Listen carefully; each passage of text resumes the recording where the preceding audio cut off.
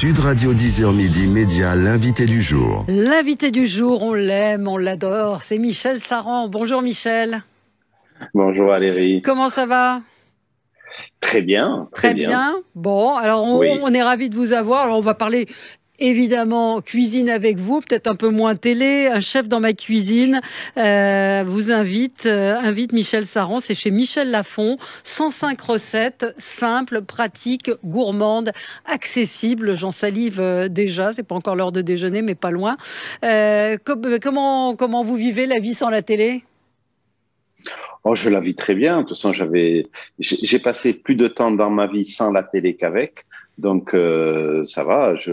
Ça veut pas dire que j'ai pas des projets, mais pour le moment, ça se passe très bien. Et puis je manque pas d'activité. Donc tout va bien. Ça c'est sûr. Alors, vous en êtes pas au point de vous filmer avec votre portable des recettes pour remplacer la caméra. Vous en êtes pas là. Non. Mais ça, je le faisais déjà un petit peu avant. Et de temps en temps, je fais quelques recettes comme ça. Là, j'en prépare, mais enfin, j'ai pas de manque. J'ai pas de manque pour le moment. Après, j'en sais rien, mais non, là, ça y est, c'est passé, c'est derrière, et puis on verra. Il y aura un avenir. On ne sait pas de quoi il sera fait. Est-ce que vous pourriez nous surprendre à être dans MasterChef qui va arriver sur France 2 ? Alors, est-ce que je pourrais vous surprendre ? Oui. Concernant MasterChef, j'en sais rien. En tout cas, j'ai pas été sollicité. Et vous avez des projets ou pas alors, télé ? C'est possible, oui. C'est possible. C'est possible. On joue au jeu du ni oui ni non. Alors racontez-nous un petit peu ce livre qui vous ressemble parce qu'il est gourmand, inventif et accessible. Et ça, c'est une grande qualité pour un chef étoilé. Je rappelle que vous avez 2 étoiles dans votre restaurant, 2 étoiles Michelin. C'est ça aussi le talent d'un chef, c'est de pouvoir s'adapter à tous les types de cuisine. Ce que vous diriez ? Enfin, vous n'allez pas dire que vous avez du talent, c'est moi qui le dis, mais c'est une qualité pour un chef. C'est gentil, mais c'est sûr que qui peut le plus peut le moins. Mais pas toujours. Je suis pas d'accord avec vous. J'ai eu l'occasion moi de faire des recettes avec des grands chefs qui étaient incapables, qui ne souhaitaient peut-être pas, mais qui n'avaient pas cette démarche d'être facilement accessible. Oui, mais là on m'a un peu forcé. C'est-à-dire que le point de départ, c'est Marmiton. Marmiton qui a voulu lancer un livre et inviter une nouvelle démarche, inviter un chef à revisiter et à retwister un petit peu les recettes de la communauté Marmiton. Donc moi je connaissais pas trop, j'ai regardé, effectivement ce sont des recettes très simples. Ouais. Et lorsque la maison d'édition Michel Lafon m'a contacté pour me lancer ce défi, au départ j'étais un peu inquiet, et puis je me suis pris au jeu parce que finalement, la cuisine c'est un langage universel et ça va de la simple vinaigrette au plat le plus sophistiqué. Et je pense que nous, professionnels, on doit pouvoir faire ce grand écart. Donc j'ai essayé un petit peu quelques recettes, de voir ce que je pouvais apporter. Et j'avoue que je me suis vraiment pris au jeu. J'ai pris beaucoup de plaisir. Et voilà. Et j'espère que les lecteurs du livre prendront du plaisir aussi. Oui, là, il y a Valérie qui feuillette. Oui, je la vois saliver en tournant toutes les pages. Ce qui est pas simple, c'est de twister, comme vous le dites, c'est-à-dire d'adapter une recette classique, traditionnelle, en y mettant votre patte de chef, mais sans que ça devienne quelque chose d'inaccessible. Je vois par exemple le houmous. Je me dis comment on fait pour twister le houmous, donc la purée de pois chiches. Et vous avez rajouté de la betterave et de la menthe. C'est à la fois malin, original et accessible. Oui, mais la cuisine, moi, je l'ai souvent dit, pour moi, c'est un moyen d'expression. On exprime plein de choses, notamment les voyages. Et c'est vrai que dans les plats les plus simples, j'ai aussi travaillé, je vois un tartare, sur un steak tartare, une base de steak tartare, c'est très simple. Mais moi, je me suis amusé à faire un tartare de veau aux saveurs d'Asie, parce que c'est vrai que je suis assez charmé par la cuisine asiatique. Mais il y a des croquettes d'agneau aux dattes et à la menthe, où là, on est dans un autre registre. Ce que j'ai voulu à travers ce livre, c'est dire aussi à tout le monde, la cuisine, ça peut être très simple. Alors, osez les associations. Regardez, on peut faire un tel plat. Je reprends le tartare de veau en mettant un peu de gingembre, en mettant des châtaignes d'eau, mais des choses très simples parce que les réalisations sont toujours très rapides. Et je suis sûr que si vous faites ces plats, ben ça va en jeter, hein. Oui, je vois le poulet rôti au four plutôt que de faire le poulet bêtement glissé dans le four. Vous rajoutez des pommes de terre dans la cocotte, du ras el hanout, qui est cette épice qu'on retrouve dans le couscous, et des citrons confits. Donc on a quelque chose d'assez simple, et en ajoutant 2 ingrédients, on arrive à avoir un plat très différent. Voilà, mais j'ai pas oublié non plus ma région que j'essaie de mettre en avant. J'ai fait un parmentier de confit de canard et foie gras. En 30 minutes, c'est fait. Enfin voilà, il y a comme ça une petite visite, des suggestions. Je fais un burger de foie gras, une terrine de foie gras. On va arriver dans la période de fête. C'est vrai qu'on a toujours, une appréhension. On va faire une terrine de foie gras. Oui, bon, c'est un peu compliqué. Comment je peux faire? Bon, mais tant pis, je vais l'acheter toute faite. Non, vous allez voir, vous pouvez faire une terrine très simple et avec un peu d'originalité, avec des pommes de terre grillées. Voilà. Tout est possible en cuisine. Il faut juste que ce soit bon. Oui, et d'ajouter des bons produits, parce que j'ai regardé la recette justement de la terrine de foie gras et de pommes de terre. Vous dites faire revenir les escalopes de foie gras. Alors là, c'était un spécialiste que je m'adresse. C'est justement comment on choisit son foie gras, parce que il m'est arrivé de vouloir faire là je fais une consultation en direct, une masterclass de Michel Saran. J'ai voulu faire revenir du foie gras, et là tout le gras s'en va. Comment on fait pour faire griller du foie gras à la poêle?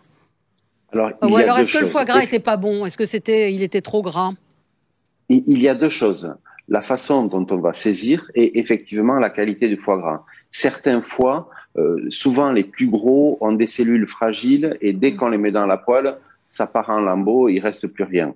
Donc ça, c'est un problème de qualité. Pour ça, il faut poser le doigt sur le foie avant de l'acheter et voir si l'empreinte qui s'y fait a un peu d'élasticité. Si ça reste enfoncé, c'est que c'est un foie qui est, ma mère disait, il est suifeux, mais ça veut dire que la texture du foie n'a plus d'élasticité, ne réagira pas bien à la cuisson.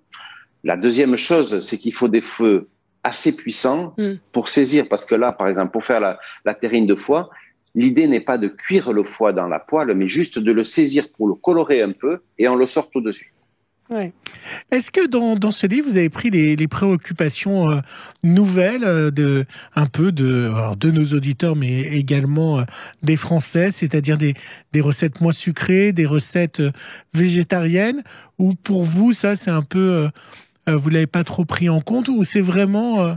vous vous êtes adapté à cette nouvelle culture de manger plus végétarien et moins sucré? Non, alors... Le point de départ, c'était quand même 80 recettes de la communauté Marmiton. Donc, il y a des recettes. On va trouver des recettes végétariennes aussi, notamment dans les entrées. On va trouver tout type de recettes parce que je ne veux pas non plus privilégier. Enfin, il faut respecter le pourcentage.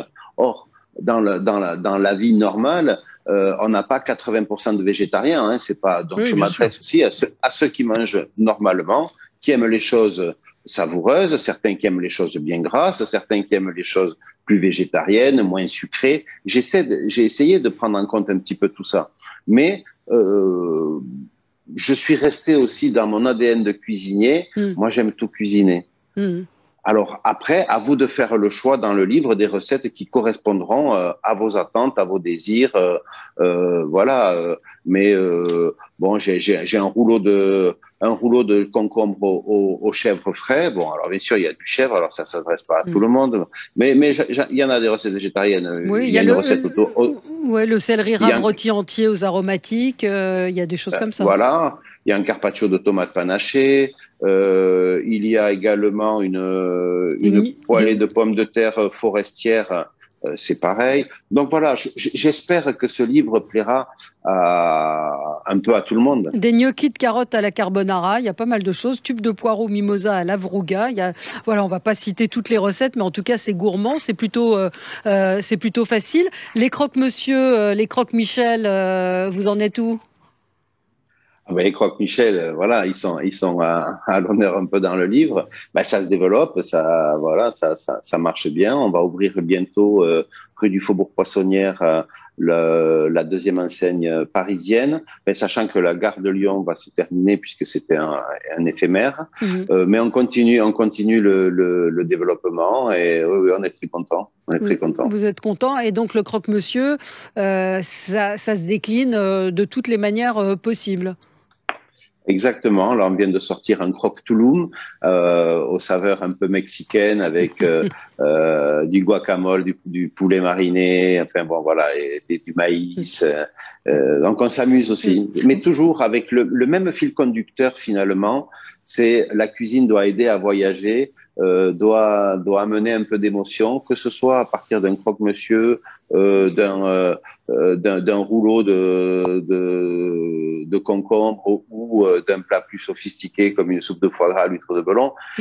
On attend beaucoup de la cuisine. Ça permet de s'évader, de ramener des souvenirs et ça c'est important. Vous êtes resté en contact avec les chefs de Top Chef? Oui, bien sûr, mais on n'est pas. D'abord, eux n'y sont pour rien. La décision qui a été prise par M6, ça reste des amis. Ils m'ont témoigné leur soutien et leur amitié. Et ça fait chaud au cœur. C'est pas les seuls parce que c'est vrai que j'ai reçu beaucoup de témoignages. Mais bon, on va pas. Il y avait un avant Top Chef, il y aura un après Top Chef. C'est sûr. Moi, je voulais revenir un peu sur la situation du pass sanitaire et de la restauration. Vous avez fait avec le chef Etchebest parmi de ceux qui ont énormément communiqué ou se sont positionnés à cette période-là. Où vous en êtes, vous, dans votre restaurant? Où vous en êtes sur la position du pass sanitaire? Et est-ce que vous avez récupéré vos clients? Voilà, est-ce qu'enfin vous avez tous vos clients? Oui, tous les clients sont là. Aujourd'hui, on a le cahier de réservation qui est complet pour plusieurs semaines. Donc, il y a pas de souci. Dans le fonctionnement au quotidien, effectivement, on doit scanner le pass sanitaire des clients, mais on n'a pas eu un seul problème et ça se fait très rapidement. Donc, j'ai pas de souci avec ça. En plus, maintenant, on est exempté du port du masque à partir du moment où on rentre dans un local qui fonctionne sous pass sanitaire. Et je peux vous assurer que pour les équipes de cuisine et de salle, ça change la vie. Donc, le plus dur est derrière nous et j'espère que la situation n'ira qu'en s'améliorant. En tout cas, dans le fonctionnement au quotidien du restaurant, il y a pas de souci. Et vous avez eu du mal à récupérer du personnel? C'est souvent ce dont se sont plaints les chefs au retour à la reprise de l'activité?